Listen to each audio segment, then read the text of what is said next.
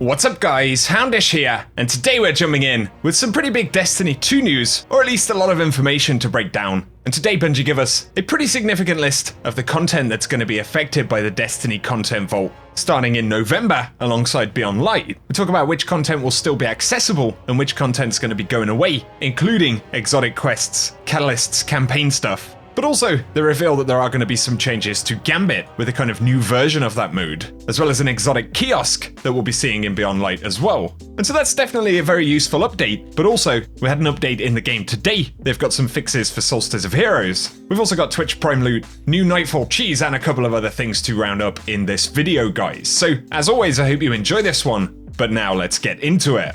Initially, for the video today, we should speak about the new hotfix that Destiny 2 received, and of course that was hotfix 2.9.1.3, and so, initially as a kind of separate thing, the means to an end quest had an issue fixed where it could accidentally be removed from a player's inventory independent of the weekly reset, and so anyone that was affected by that before may have to reacquire the pursuit after reset. But then there were some important fixes for Solstice of Heroes, so initially they fixed a problem where Bright Dust wasn't being rewarded from Solstice of Heroes weekly and repeatable bounties. And when you preview those bounties in game now, you can see that they've got Bright Dust listed as a reward on them. And of course that is dropping, as it should do, but also they fixed a problem where the Solstice of Heroes weekly challenge wasn't granting players a powerful reward, so that would be the Aerial Zone challenge as far as I know. And so a couple of Solstice related fixes right there. We should also add that Bungie clarified in TWAB that they do plan to grant amounts of Bright Dust to players who completed bounties in previous weeks during the event, and that's something that'll happen in the near future, and I'll keep you posted when Bungie give us details. Now though, Bungie get into a huge list of changes to content coming alongside the Destiny content vault, and we get a lot of clarification about how some of it's going to work,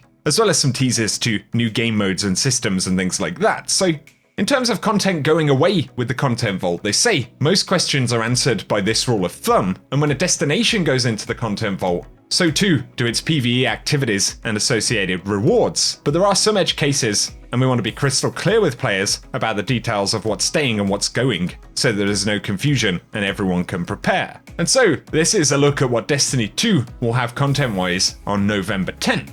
And they have a full kind of list breakdown of all of the content in the game that's going to be affected by this. We can see on the left hand side, looking at strikes specifically, we've got all of the available strikes on November 10th. And that will include the Will of Crota in the Cosmodrome and a new strike on Europa, which they've listed as redacted.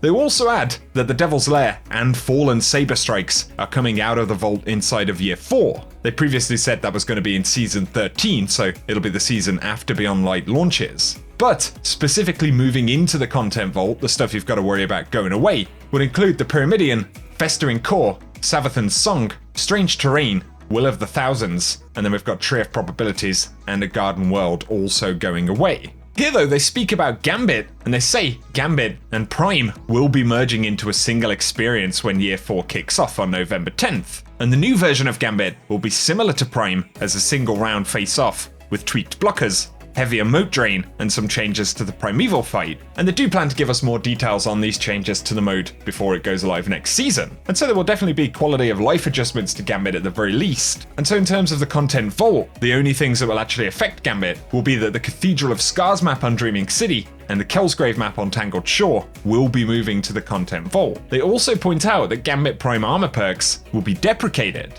and they're looking to rebalance and reintroduce some of these bonuses as armor mods in the future. And so give us your thoughts about that one. But then there is the Crucible, initially with maps that will be moving into the content vault. And so once again, the list on the left hand side includes all of the stuff we'll still have access to, but then moving into the vault will include the maps Meltdown, Solitude, Retribution, the Citadel, Emperor's Respite, Equinox, Eternity, Firebase Echo, Gambler's Ruin, Legion's Gulch, and Vostok. Pretty interesting, some of those cycling out, and of course we have seen that in the past. Potentially Bungie will rework some of them and bring them back. However, it's also going to include certain PvP modes, so moving into the content vault will be Supremacy, Countdown, Lockdown, Breakthrough, Doubles, Momentum Control, and Scorched. And they add that the Trials of Osiris experience specifically won't be affected. That's interesting, quite a lot of mix-up in the Crucible, and we don't know about any kind of new modes or other changes that they've got planned just yet. And then we have the raids and dungeons, so they point out that the Prophecy Dungeon will become temporarily unavailable for a brief period after Beyond Light launches. But available dungeons throughout Year 4 will continue to be the Shattered Throne, Pit of Heresy, and Prophecy, with the exception of that small break for the Prophecy. And then available raids on November 10th will include the Redacted raid inside of Clovis Bray on Europa, and then Last Wish and Garden of Salvation with Leviathan, Eater of Worlds, Spire, Scourge of the Past, and Crown of Sorrows, of course, rotating out. There's a list on screen of exotic quests that will be rotating out of the game, and so all of the weapons that you can see on screen are going to have their quests removed. However, Bungie do say that they still want new and existing players to be able to earn legacy exotics, so starting in Year 4, any exotic tied to a quest that has been vaulted, and that includes all of those in the list, will now become available through a new memorial kiosk situated among the vault kiosks of the tower. And so once again, the quests themselves are going away, but the items are still going to be acquirable, at the very least via the kiosk.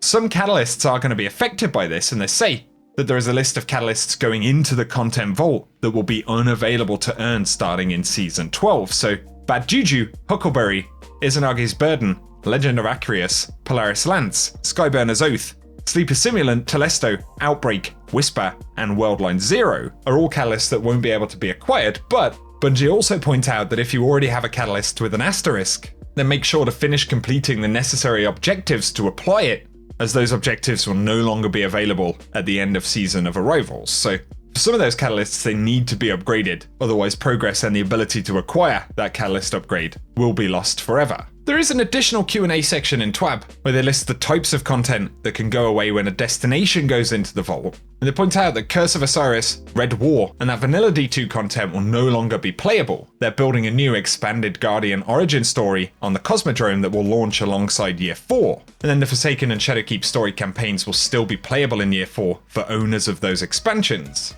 But then, for the Whisper and 0 Hour secret missions and their rewards, they say the Whisper is entering the vault alongside Io, and so too is 0 Hour. Their exotic weapon rewards will not be acquirable until we find a new way to reintroduce them, so they are essentially going to go away in terms of acquisition at least for a little while, and it sounds like there may be quest drops at some point again in the future. And finally, for the TWAB section about the Destiny content vault, they point out that while Forsaken content is going to stick around, quite a bit of the Year 2 content will actually go away, so Ada 1, Black Armory, and Season of the Forge quests, as well as Gambit Prime, Reckoning, and Season of the Drifter quests, Benedict and Werner, as well as Menagerie, and the Season of Opulence quests, and then Pinnacle and Pursuit Weapon quests. And those are the ones specifically tied to those releases inside of Year 2, but they say they will receive an alternate acquisition method. And so quite a lot to chew on right there, guys. But good to get the clarification, and it gives players a bit more of an idea of the stuff to grab now and how to focus the remaining time we have before November.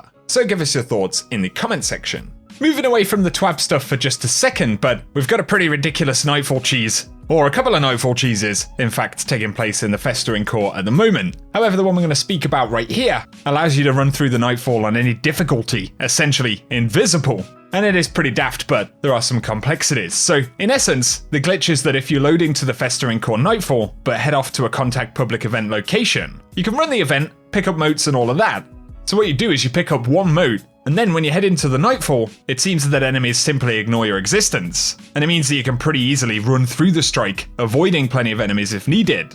Or you can even just shoot them, because doing damage doesn't even make them respond to you when you're in this state. So it is pretty crazy, but the only thing you're gonna need in a fire team to run the strike will be a player who doesn't have any motes, because carrying motes will also block your ability to capture plates and things like that inside of the strike. So if you were to do it with a team, you'd need one player under normal conditions with no motes, and then 2 players carrying motes. And the 2 without will be able to chill, kill enemies with no contest and help the player who isn't carrying motes, since they're going to have to capture and interact with mechanics and stuff like that. My pal Jarv has a more in-depth video on what's worth knowing about the glitch, so I'll link that one down below.